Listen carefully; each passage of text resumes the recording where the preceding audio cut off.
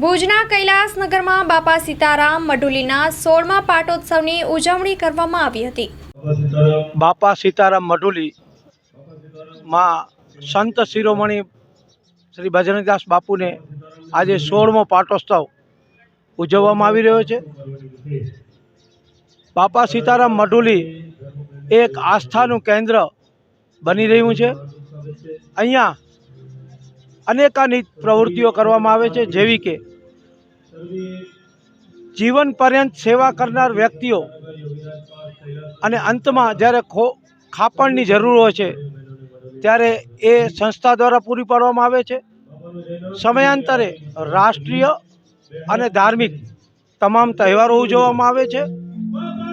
દર ગુરુવારે બાળકોને અહીં પ્રસાદ આપી અને રમાડવામાં આવે છે। દર શનિવારે હનુમાન ચાલીસાના પાઠનું આયોજન કરવામાં આવે છે।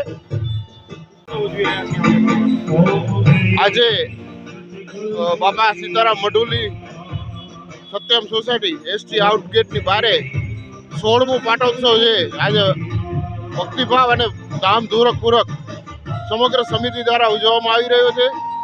આ બાપા સીતારામ મઢુલી એટલે સત્યમ, કવિનગર, યોગીરાજ પાર્ક, કૈલાસનગર સમગ્ર સંસ્કારનગર વિસ્તાર માટે એક